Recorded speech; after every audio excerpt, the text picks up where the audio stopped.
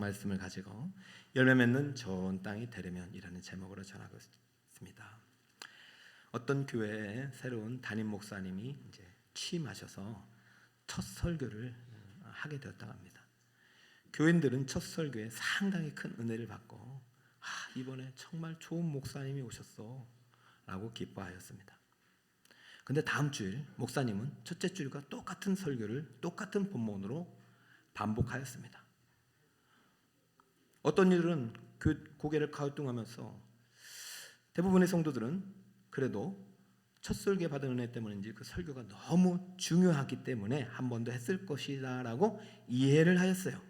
근데 문제는 세 번째 주일에도 똑같은 본문으로 똑같은 내용의 설교를 반복했다는 것입니다. 이에 교우들이 참지 못하시고 목사님을 찾아가 왜 똑같은 설교를 세 번이나 반복하느냐고 항의를 하였습니다. 그러자 목사님은 이렇게 대답하셨어요. 잘 알고 있습니다. 근데 저는 설교의 목적이 들은 말씀에 순종하며 그것을 각자의 삶에 적용하는 것이라고 생각합니다. 하지만 지난 2주에 걸친 반복되는 강조에도 불구하고 그 말씀이 우리 중에 순종되거나 적용되고 있음을 아직 보지 못했습니다. 이 목사님 어떻게 되셨을까요? 설교자의 고민을 잘 표현한 것입니다.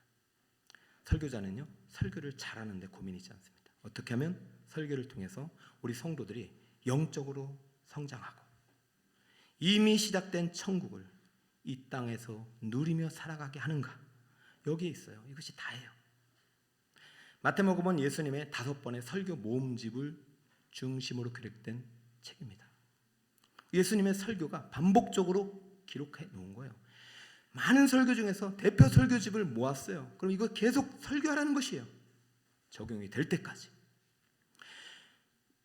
특별히 오늘은 세 번째 설교 모음집입니다. 13장은 내용은 천국의 7가지 비유예요.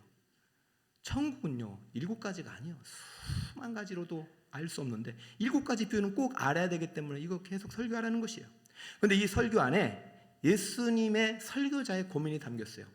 예수님 얼마나 설교를 잘하셨을까요? 조금 비교할 수 없죠. 저는 따라갈 수 없죠. 그런데도 예수님의 설교도 다 안 듣는 분도 계시고 거절하는 분도 계시고 여러 가지 양태가 있었다는 거예요. 그래서 오늘날에도 예수님의 마음을 다시 한번 설교자는 담아서 예수님께서 설교를 하신 목적은 다른 것이 아닙니다.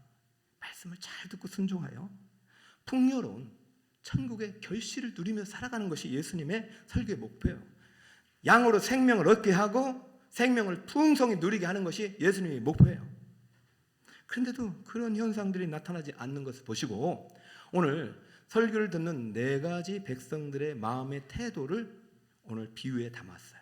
그리고 나서 어떻게 하면 오늘날도 마찬가지지만은 하나님께서 주신 이 말씀이 우리 성도들의 마음밭에 뿌려져서 아름다운 결실을 맺게 할 것인가, 그러한 안내 역할을 오늘 본문을 통해서 하는 것입니다.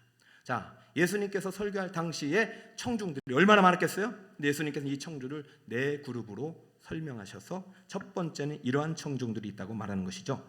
자, 길가에 뿌려진 밭의 비유를 통해서 첫 번째 어떤 성도들이냐, 길가밭과 같은 마음에 뿌려진 말씀을 듣는 성도들이다, 이것입니다. 3절 4절을 같이 한번 읽어보겠습니다.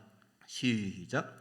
예수께서 비유로 여러 가지를 그들에게 말씀하여 이르시되 씨를 뿌리는 자가 뿌리러 나가서 뿌릴새 더러는 길가에 떨어짐에 새들이 와서 먹어버렸고. 자, 첫 번째 씨가 어디에 뿌려집니까? 길가에 뿌려져요. 길가는 밭이 아니에요. 밭 사이의 길이에요. 원래는 흙이에요. 밭이었을 거예요. 그러나 많은 사람들이 지나가고 밟고 그러다 보니까 단단한 길이 돼버렸어요. 단단하다 보니까 씨앗이 심겨지지 않아서 그냥 위에 떨어져 있으니 지나가는 새들이 다 무섭게 와서 먹어버립니다. 이 씨앗은 뿌려짐과 동시에 어떻게 돼요? 사라져요. 이건 비유이기 때문에 지금 농부 이야기가 아니죠. 이것을 통해서 우리의 마음 상태를 설명하는 거죠. 자, 예수님께서 친히 이 비유의 내용을 해석해 주셨어요. 19절. 아무나 천국 말씀을 듣고 깨닫지 못할 때는 악한 자가 와서 그 마음에 뿌려진 것을 빼앗나니 이는 곧 길가에 뿌려진 자요. 자, 씨앗은 뭐라고 번역했습니까? 천국 말씀이고, 밭은 뭐예요? 마음이죠. 그렇죠? 악한 자는요, 여기서는 악한 자라고 했는데 마가나 누가는 마귀 사탄이라고 해요. 그러니 아무리 많은 설교를 해도 길가 바치면은 그 설교가 적용될 수도 없고 열매 맺을 수 없다는 것이죠. 여러분 가운데 길가밭에 있는 성도님 계십니까? 설교 시간에 마음이 다른 곳에 가 있어요. 말씀에 집중하지 못해요. 지금 여러분 눈을 보니까 특별히 형제님들 가운데는 어제 축구 결승전 보느라고 오늘 지금 축구 결승 그 환상 누가 골을 넣는지 막 그것 때문에 말씀 집중 못 하시는 분이 한 분도 없길 바라요.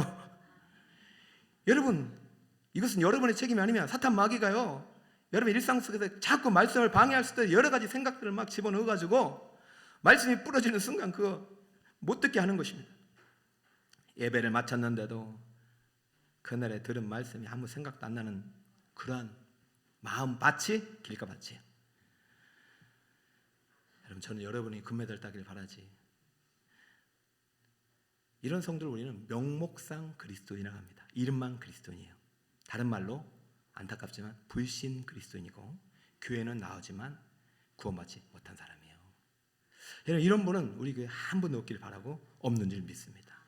혹시 내가 길가밭이요, 전혀 말씀이 끝나는 생각나지 않는다. 오늘 주님 앞에 다시 한번 서야 됩니다. 자, 첫 번째 밭 다음에 예수님께서 소개해 주신 마음밭이 있어요. 우리 성도들의 상태에 대한 얘기예요. 백성들. 바위밭입니다. 따라볼까요? 바위밭에 뿌려진 말씀. 5절도 읽어주세요. 시작. 덜어는 흙이 얕은 돌밭에 떨어짐에 흙이 깊지 아니하므로 곧 싹이 나오나 해가 돋은 후에 타서 뿌리가 없으므로 말랐고. 흙이 얕은 돌밭은 돌 위에 뿌려진 게 아니라 흙이 있는데 그 밑에 바위가 있는 밭을 말하는 거예요. 처음에는 밭인 줄 알고 뿌렸는데 이것이 싹이 안 나. 보니까 뿌리가 안 내려가요. 내려가다가 막혀. 야, 농부가 이런 경우도 있다는 것이죠. 근데 이것을 설교자와 설교를 듣는 성도에게 이제 가져와서 이렇게 예수님께서 해석을 해주셨어요. 20절. 돌밭에 뿌려졌다는 것은 말씀을 듣고 즉시 기쁨으로 받되 그 속에 뿌리가 없어 잠시 견디다가 말씀으로 말미암아 환난이나 박해가 일어날 때는 곧 넘어지는 자요. 여러분, 돌밭, 바위밭은 어떤 사람이에요? 처음에는요, 교회 와서 너무 행복해요. 길가는 그런 것도 없어요. 왜 왔는지 억지로 와가지고 야구 생각, 축구 생각, 올림픽 생각만 가시는 분이에요. 그러나 이분은 그런 거 아니에요. 와서 누가 전도 받아가지고 왔는데 너무 좋은 거예요. 목사님도 좋고 장로님도 좋고 찬양대 찬양이 너무 좋고 모든 것이 좋아요. 그리고 말씀에도 은혜가 기쁨으로 임해요. 그러나 시간이 지나다 보니까 해가 씨를 말라버리게 하듯이 환난이나 박해가 일어날 때 신앙생활을 멀리하는 사람을 말하는 거예요. 새가족분들 중에 이런 분이 없길 바라요. 우리 새가족분들도 혹시 예수님 믿는 게 너무 좋아. 근데 한 달이 지나고 두 달이 지나고 1년이 지나다 보니까 아니 예수 믿었는데 왜 이런 고난이 왔냐고, 예수 믿는데 왜 환난이 오냐고. 그때부터 이 말씀이 들어오지 않고 내가 예수님 믿어서 이런가 보다 하고 중간에 마음을 탁 닫고 더 이상 안 들어오다가 결국 교회를 멀리하는 분들이 한 분도 없길 바라요. 이런 분을 별명이 있어요. 피상적 그리스도인이라고 합니다. 따라볼까요? 피상적 그리스도인. 감성적 그리스도인이요. 막 기분이 좋을 때는 막 신앙이 좋은 것 같고, 그런데 기분이 우울하고 안 좋을 때는 내 믿음이 없는 것 같고. 여러분, 신앙생활은 감성이 아닙니다. 신앙생활은 완전히 거듭남이에요. 지정의가 완전히 새로워지는 사람이에요. 그러니까 여러분이 감정이 좀 슬픔이 있고 그래도 의지를 하나님께 드릴 수 있는 사람이 믿음에 싹이는 사람이에요. 존 버년의 천로역정에 보면 크리스찬이 그 멸망의 도시를 떠나서 천성의 도시로 가는 이제 순례의 과정이 나오는데 똑같은 전도자에게 전도의 말씀을 들었어요. 근데 이 크리스찬과 함께, 크리스찬은 이제 구원받은 사람인데 함께 떠났던 이웃이 있는데 그 이웃이 이분 지금 조시는 분은 길가밭입니다. 빨리 끼우세요. 자, 한 분이 이름이 변덕이에요. 변덕. 자, 변덕이 처음에는 이랬어요. 야, 저 설교를 들으니까 어떤 생각이 드냐면은 이 말씀을 들을 때 내 마음에 황홀경에 사로잡혔습니다 하면서 너무 좋아했어요. 그런데 이분이 크리스찬과 함께 절망의 늪에 도달하고 그 절망에 빠져버리고 고난을 당하자 변덕씨는 화를 내며 항의하며 이렇게 말했습니다. 이것이 당신이 말한 행복이란 말이요. 우리가 이 길을 떠나온 지 얼마 안 되어서 이런 무서운 고생이 있다면 앞으로 어떤 고생이 있을지 어찌한다는 말이요. 그리고 다시 멸망의 도시로 돌아갑니다. 이 변덕씨를 우리는 비상적 그리스도인, 감상적 그리스도인, 오늘 비유대로 말하면 돌박과 같은 마음을 가진 사람이라, 성도라고 말할 수 있는 것이에요. 사랑하는 여러분, 신앙생활은 감정의 변화가 아니에요. 우리는 기분이 좋을 때도 있고 안 좋을 때도 있지만 항상 기쁨을 선택하는 것입니다. 여러분, 조각가가 나무통을 가지고 왜 나무통을 샀겠어요? 이걸 가지고 조각해가지고 멋진 작품을 만들어 가는 거잖아요. 나무통대로 들고 같으면 살 필요가 없어요. 사서 조각을 하는데 아이고 아파 아이고 아파 그리고 도망가 버리면 그게 작품이 되겠습니까? 여러분, 고난은요 주님의 연장이에요. 우리는 죄성을 갖고 있기 때문에 고난이란 연장을 통해서 우리를 다듬어 가지고 아름다운 성도가 되도록 하는 것입니다. 할렐루야. 여러분, 고난을 두려워하지도 마시고 고난을 피하지도 마세요. 오는 고난 믿음으로 돌파해야 되죠. 고난이 있다고 멸망의 도시로 돌아가면 안 된다는 것이에요. 중국에 한창 추방 명령이 내려졌을 때의 일이라고 합니다.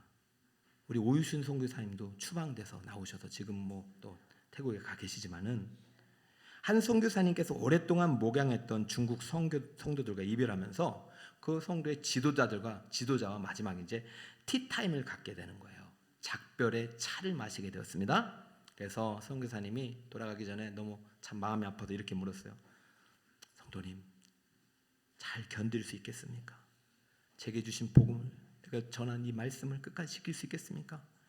그러자 이 성도 지도자가 이렇게 말했습니다. 선교사님, 우리가 지금 마신 이 차를 보세요. 이 차가 제맛을 내려면 뜨거운 물에 우려내야 하지 않겠습니까?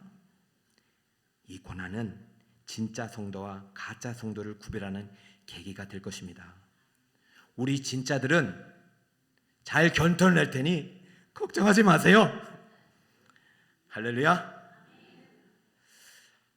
사랑하는 성도 여러분, 고난 없는 신앙생활은 없어요. 고난 없는 신앙생활이 있다고 말하는 가짜 복음이에요. 고난은요 하나님의 예정 속에 감당할 수 있을 정도만 주시고요, 그 고난을 통해서 여러분을 또 아름다운 성도가 되도록 하나님께서 만드십니다. 명작이 되게 하십니다. 절대로 낙심하지 마시고, 현재의 고난은 장차의 말 영광과 비교할 수 없어요. 그래서 바위떨과 같은 박해나 시련이나 환난을 만나거든 예수 그리스도의 말씀 붙잡고 주님과 함께 돌파해내시기 바랍니다. 여러분, 말씀의 지팡이로 내리쳤을 때 반석에서 물이 나왔듯이 성령의 말씀, 예수님의 말씀을 통해서 여러분의 믿음으로 선포하며 나아갈 때 바위돌과 같은 우리의 마음도 부서질 것이에요. 할렐루야. 자, 바위밭에 뿌려진 말씀과 같은 성도가 있으면 안 되겠어요. 자, 그 다음 세 번째가, 이게 이제 난코스인데, 세 번째는 가시밭에 뿌려진 말씀을 받은 성들이 있단 말이죠. 가시밭과 같은 말씀. 자, 7절 한번 읽어볼까요? 시작. 덜어는 가시떨기 위에 떨어짐에 가시가 자라서 기운을 막았고. 덜어는 가시떨기 위에 떨어졌다는 말은 가시 위에다 뿌린 게 아니라 가시떨기가 속한 그 밭에 떨어져서 처음에는 길가와는 달리 이 말씀이 쫙 들어가요. 그리고 바위밭도 아니에요. 그냥 깊이 이게 싹이 나가지고 뿌리를 내려가지고 이제 나무가 줄기가 자라고 있어요. 그런데 옆에 뭐가 있어요? 가시떨기가 있다 보니까 이 사람은 이 바위밭에 있는 성도들보다도 신앙생활 오래 한 성도예요. 환난과 박해도 견뎌내요. 그런데 이상하게 때가 됐는데 안 자라요. 성장이 멈춰버려요. 이번에는 이렇게 할 때가 됐는데. 사실 제가 가장 가슴 아프고 참 마음이 참 어려운 분들이 이 세 번째 가시밭에 빠진 성도들이에요. 그래서 이 가시가 뭘까? 여러분, 가시가 뭐예요? 뭐 때문에 우리 믿음이 안 자라는 거예요? 예수님이 그걸 보신 거예요. 수많은 5천 명, 수만 명의 성도들이 막 몰려오는데 그렇게 말씀을 저는 안 잘해요. 그런데 그 마음밭에 뭐가 있다? 가시가 있는 거야. 아, 가시가 있어서 그렇구나. 내가 이거 설교해야 되겠다 하고 가시를 이렇게 해석을 해줬어요. 22절, 가시떨기에 뿌려졌다는 것은 말씀을 들으나 세상의 염려와 재물의 유혹에 말씀에 막혀 결실하지 못하는 자요. 가시는 뭡니까? 세상의 염려와 재물의 유혹이에요. 이런 그리스도인들을 세속적 그리스도인이라고 합니다. 여러분, 우리는 이미 하나님께서 택하셔서 하나님 나라로 뿌리를 옮긴 사람들이에요. 근데 여전히 우리가 옛 생활을 그리워하고 세상을 그리워하고 세상의 유혹과 물질 유혹 앞에 굴복하고 먹을 걱정, 입을 걱정, 자녀 걱정, 남편 걱정, 직장 걱정을 하다 보면은 주일날 말씀이 들리지 않는 거예요. 어느 순간부터 차라다가 내가 세상의 재물을 의지하지 않고 내가 하나님만을 의지하겠다는 결심의 자리로 나오지 않으면 안 되는 거예요. 왜 여러분 주일 성수가 안 돼요? 여러분, 우리가 물론 주일에도 일할 수 있을 수밖에 없는 상황이 있겠지만은 하나님보다 세상을 더 의지하기 때문에 하나님께서 오죽했으면 너희가 재물과 하나님을 겸하여 섬길 수 없다. 재물을 섬기든지 하나님을 섬기든지 택해라. 어느 청년이 예수님을 찾아왔어요. 예수님을 믿고 영생을 얻고 천국에 가고 싶다고 말했어요. 그런데 아무리 생각해도 예수님께서 이 청년의 마음속에 가시떨기로 가득한 거예요. 이 친구는 지금 이렇게 신앙생활해도 끝날까도 똑같겠다. 그래서 예수님께서 특별한 처방을 내리신 것이죠. 네가 신앙생활을 하려면 이렇게 해야 된다. 자, 잘 들어라. 네 재물을 다 팔아서 가난한 자에게 나누어 주어라. 그러면 하늘의 보화가 많음으로 네게 쌓으리라. 그리고 나서 나를 따라오거라. 여러분, 이 청년은 어떻게 되었을까요? 이 청년은 이렇게 하였습니다. 이 청년은 재물이 많음으로 말씀을 듣고 근심하여 떠나가니라. 따라간 게 아니라 떠나가니라. 사랑하는 성도 여러분, 저는 지금까지 이제 하늘 보아, 하늘 부자가 되라 이런 말씀도 전하고 그러면서 이때 이 설교도 했고, 그 사랑하는 성도 여러분 마음속에 혹시 청년과 같은 마음이 있지 않느냐? 혹시 내가 이 정말로 재물과 하나님을 택하라면 정말 내가 하나님을 택할 수 있는가? 여러분이 마치 정말 재물이 없어도 예수님 한 분으로 충분한가? 우리가 가진 재물을 주님이 필요하다 하면 정말 드릴 수 있는가? 진정 이 땅의 보화가 아니라 저 하늘나라 보화가 더 가치 있음을 믿는가? 그렇다면 여러분, 주님이 따라 올라갈 때 주님께 드리고 따라갈 수 있지 않을까? 여러분, 주님이 이것을 빼앗으려고 달라는 게 아니죠. 진짜 하늘나라 부자가 되는 법은 우리에게 주신 재물의 달란트를 가지고 이 땅이 아니라 저 하늘나라에 심는 것임을 알기 때문에 모두의 재산을 뺏는 게 아니잖아요. 재물이 가시가 된 이 성도에게 이 재물을 의지하지 말고 하나님을 의지하라는 말씀 속에 이 청년이 순종했다면 이 청년 안에는 영생의 씨앗이 심겨졌을 것이고 이 청년은 천국의 열매로 가득했을 것입니다. 다른 성도들, 오늘 혹시 여러분 마음속에 세속에 물든 마음, 아직도 재물과 이 세상의 근심, 걱정, 염려에 사로잡혀 말씀의 결실을 맺지 못하는 분이 있다면 예수 그리스도의 보혈의 말씀을 통해서 깨끗이 치유받기를 소망합니다.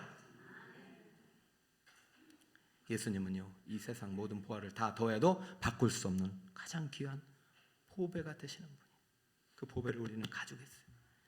이분을 소유하고 이분을 누리는 자가 바로 천국 백성들이에요. 자, 첫 번째 길가, 두 번째 바위, 세 번째 가시. 이 세 가지 밭에는 열매가 없어요. 그런데 마지막 밭에 열매가 있어요. 그 밭은 무엇이냐? 좋은 땅에 뿌려진 말씀입니다. 자, 8절 한번 읽어볼까요? 시작.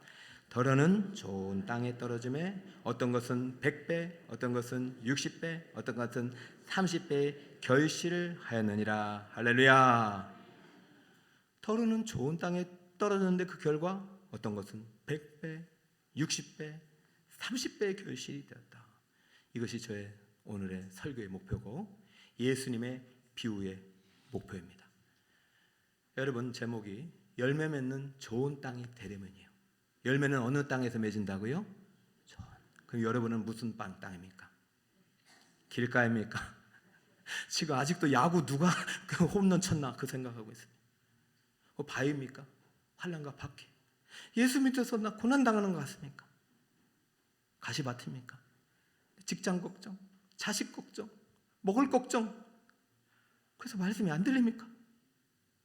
좋은 땅입니까? 그럼 묻습니다. 열매가 있습니까? 사랑의 열매, 기쁨의 열매, 희락의 열매, 전도의 열매, 봉사의 열매, 용서의 열매 있습니까? 열매가 없다면 확인해야죠. 난 어느 땅인가? 저는 오늘 우리 북서울 꿈의 교회 성도들에게 좋은 땅이 되라고 설교하는 것이 아니라 열매 맺는 땅이 되라고 설교하고 있어요. 자, 열매 맺는 좋은 땅이 되려고 하다 보니 대부분의 설교자가 어떻게 설교하냐면 이 네 종류의 밭이 있다고 말하는 설교자가 있어요. 그래서 우리는 이미 좋은 땅이기 때문에 굳이 노력 안 해도 좋은 열매를 맺는다라고 말하는 사람이 있어요. 이것은 칭의의 관점에서 설교하는 거예요. 자, 이렇게 결론 내리는 사람이 있고, 또 어떤 분은 이건 다 똑같은 하나의 땅인데 어떨 때는 길가, 어떨 때는 바위, 어떨 때는 가위, 어떨 때는 좋은 땅이니까 성화의 관점에서 보는 분들이 있어요. 그래서 이것은 하나의 땅이다. 여러분, 단정 짓는 것은 옳지 않습니다. 성경은 두 가지를 다 지지하기 때문이에요. 그러나 이 설교자들이 간과하는 사실이 있어요. 이 비유의 목적은 밭의 상태가 아니라는 것이요. 열매는 좋은 땅이 맺는 것이 아니라 열매 맺는 땅이 좋은 땅인 거예요. 자, 왜 그러냐? 열매는 땅이 맺는 것이 아니라 이 열매를 맺게 하시는 농부의 의지에 따라 결정됩니다. 자, 보세요. 이 비유의 첫 출발을 다시 볼까요? 3절에 보니까 예수께서 비유로 여러 가지를 그들에게 말씀하여 이르시되 씨 뿌리는 자가 뿌리러 나가서, 자, 비유를 말씀하는데 비유의 제목이 씨 뿌리는 자의 비유인 거예요. 그리고 이것은 밭의 비유가 아니에요. 씨 뿌리는 자가 어떤 밭에 뿌렸느냐, 그러므로 주어가 씨 뿌리는 자예요. 그러면 우리의 관심은 밭에 너무 주목하다 보면 씨 뿌리는 자가 왜 씨를 뿌렸는지 그 길을 잃어버리게 돼요. 씨 뿌리는 자의 목적은 뭐예요? 어떻게든 무엇을 맺는 것입니까? 열매를 거두는 거예요. 밭을 바꾸는 게 아니에요. 어떤 밭이든 열매를 맺는 거예요. 씨 뿌린 자는 길가밭이든 바위밭이든 가시떨기든 어떤 땅이든 어떻게든 열매를 거두는 게 씨 뿌리는 자의 목표예요. 자, 그럼 씨 뿌린 자의 이 마음을 어디에 담아놨느냐? 덜어는 에 담아놨습니다. 4절 보니까 뿌릴새 덜어는 길가에 떨어지고 덜어는 흙이 얕은 돌밭에, 덜어는 가시떨기에, 덜어는 좋은 땅에. 자, 덜어는. 그러면 씨의 종류와 씨의 양이 같을까요? 다를까요? 같아요. 여러분, 영어로는 저거 맨 앞에는 이제 some으로 번역했고 그 다음은 others로 번역했어요. 그래서 일부와 다른 종류처럼 해석이 될 가능성이 있는데 천만에 안 됩니다. 원어로는 관계 대명사 호스를 썼고요. 나머지는 알로스로 형용사예요. 그러니까 이 관계 대명사는 씨 그 자체고 나머지 알로스는 똑같은 씨들이 네 개의 밭에 동시에 뿌려지고 있어요. 자, 그러면 다시 말씀드리면은 여기서 덜어내 썼던 나머지 세 개의 밭에 무슨 알로스는 언제 쓰였냐면 예수님께서 천상에 올라가시면서 내가 또 다른 보혜사를 보낼 때 알로스를 썼어요. 그러므로 예수님과 보혜사 성령은 똑같은 분이세요. 그러면 지금 예수님께서 의도하는 바는 뭐냐면 씨는 상관이 없는 거예요. 똑같은 좋은 씨요. 좋은 씨를 다 뿌렸는데도 열매 맺지 못한다는 것은 우리의 마음 밭이 그 씨앗을 받아들일 준비가 못했으니 다시 한번 너희가 이 밭을 좋은 땅이 되어서 열매를 맺으라는 뜻이 분명히지만 예수님의 의도는 뭐예요? 자, 길가밭에 뿌려봤어요. 농부가요. 알아요. 길가밭에 씨 뿌리는 농부가 어디 있습니까? 생각해 보세요. 이때 당시 팔레스타인은요, 이 광주에다가 씨를 담아가지고 직접 자기가 뿌렸어요. 어느 바보 같은 농부가 길가밭에다 뿌리겠어요? 안 뿌려요. 어느 바보가 자기가 농사를 해봤어요. 이게 바위밭이에요. 왜 뿌려? 안 뿌려요. 어느 바보 같은 농부가 여기 가시밭인데 왜 뿌려요? 안 뿌려요. 좋은 땅을 찾아 뿌려요. 생각을 해봤어요. 안 뿌려요. 그런데 예수님은 어떻게 합니까? 여기에 농부는 누구예요? 오늘날 예수님이고 농부는 누구요? 구약의 천부의 하나님이고, 농부는 누구? 오늘날 강단의 설교자로 세운 메신저입니다. 여러분, 설교할 때요, 내 설교 안 듣는다고, 오늘 보니까 딴 생각한다고, 이분한테는 안 하고 잘 듣는 사람하고 하는 그런 설교자 아니에요. 예수님께서 지금 어떤 마음으로 길가밭이지만 길가밭에도 똑같은 양의 양 씨를 뿌려줘요. 왜? 열매를 기대하면서. 바오밭도 더러는 똑같은 양의 씨를 뿌려요. 뭐를 기대하면서? 열매를 기대하면서. 그리고 가시밭에도 똑같은 양의 열매를 뿌려줘요. 하나라도 열매를 맺겠지. 사랑하는, 열매는 땅의 문제가 아닙니다. 농부의 의지의 문제입니다. 열매가 없네? 길가는 안 뿌려. 아니에요. 예수님은 똑같은 마음으로 하나님 우리 모두를 똑같이 사랑해요. 여러분, 제가 여러분 올 때 누가 길가밭인지 바위밭인지 어떻게 알아요? 똑같이 말씀을 뿌려요. 여러분이 말씀을 받을 때 내가 지금 때로는 막 길가밭인 상태로 옵니다. 공허하게 와요. 때로는 바위밭의 상태로 옵니다. 때로는 가시밭으로 옵니다.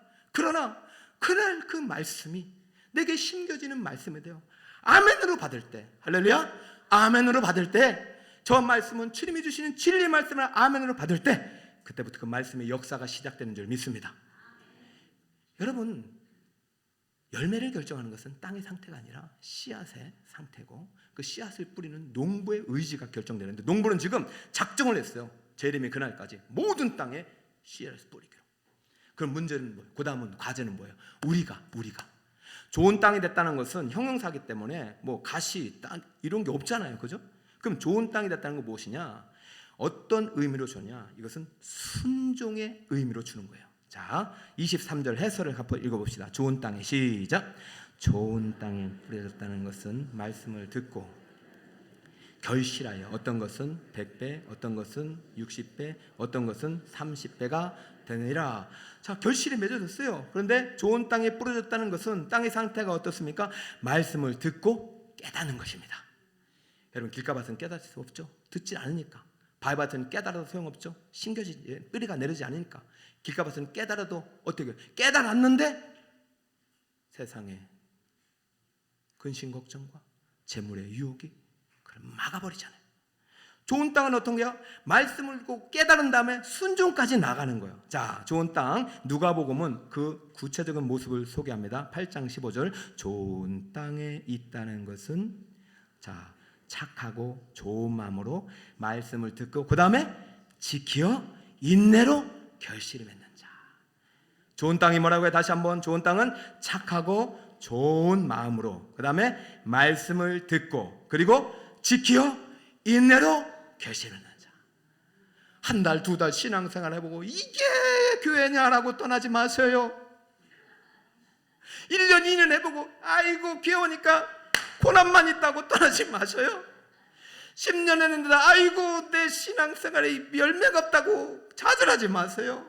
주님은 지금도 길가밭은 성도, 바위 같은 성도, 가시밭 같은 성도를 다 부르셔서 어떻게든 오늘도 생명의 말씀을 많이 뿌려서 이 중에서 하나라도 열매 맺기를 원하시는 거예요. 그러니까 어떤 밭은 100배고, 어떤 밭은 60배고, 어떤 밭은 30배고, 어떤 밭은 20배고, 10배고 한 배라도 나와야 될 거 아닙니까?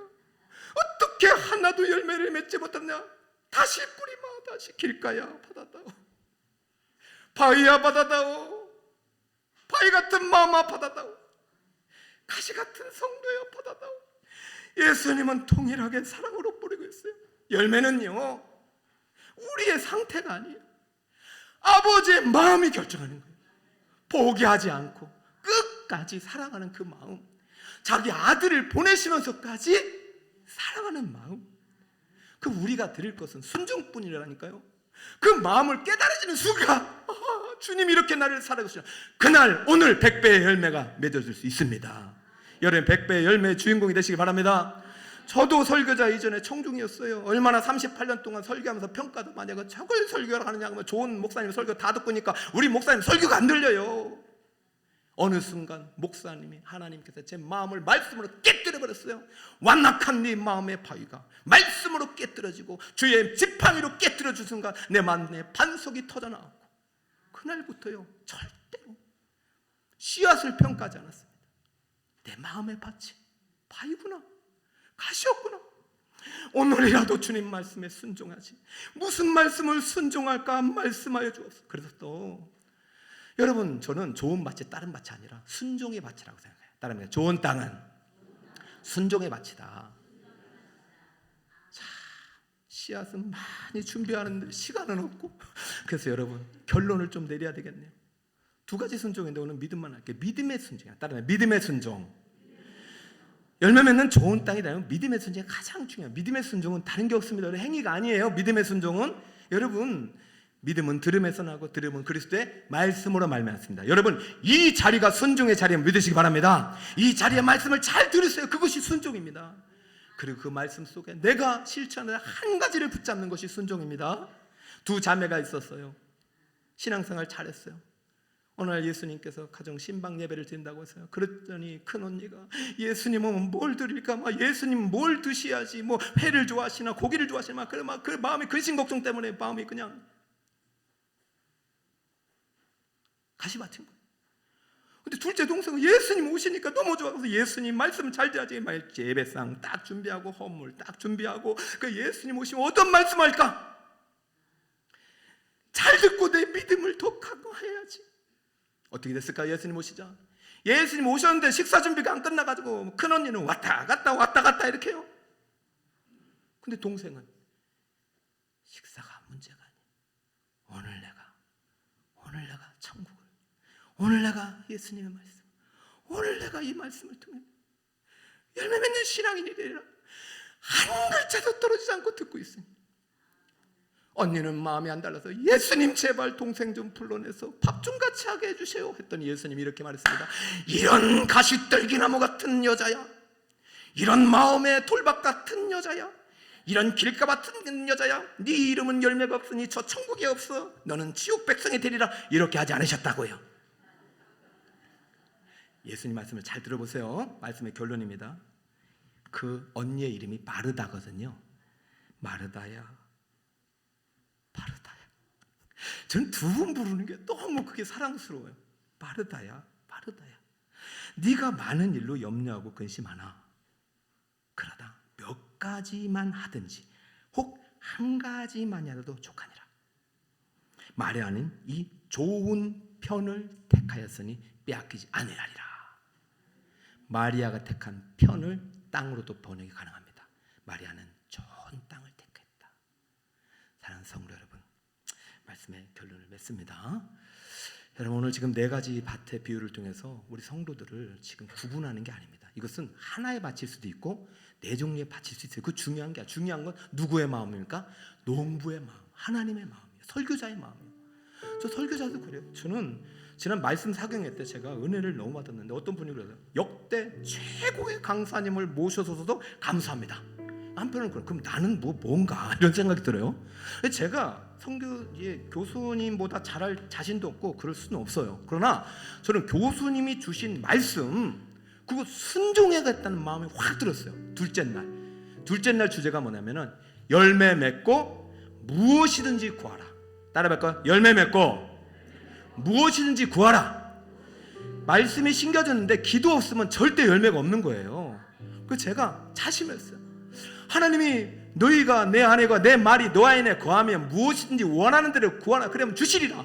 이 주신다는 내용이 물론 세속적인 것이 아닐지라도 내 마음속에 세속적인 거 아니에요. 하늘의 복, 신령한 복, 이 하나님이 주신 믿음의 복 이런 것들이 다 포함되는데 그래 나는 이 성도들이 열매 맺는 성도들이 되도록 어떻게 할까? 그러다 보니까 이런 거 만드는 거예요. 어떻게든 기도하게 하고 여러분 기도를 잘 모르니까 기도를 다 써주고 그렇게 해서 여러분들이 어떻게든 성전에 나와서 무엇이든지 구할 수 있도록만 하면 그 하나의 순종, 한 달에 한 번이나 온다면 저는 그 한 번의 순종을 통해서 그 씨앗이 여러분의 인생 가운데 100배의 열매로 하나님 갚아줄 줄 믿습니다. 결론입니다. 여러분, 좋은 땅은요 순종의 밭입니다.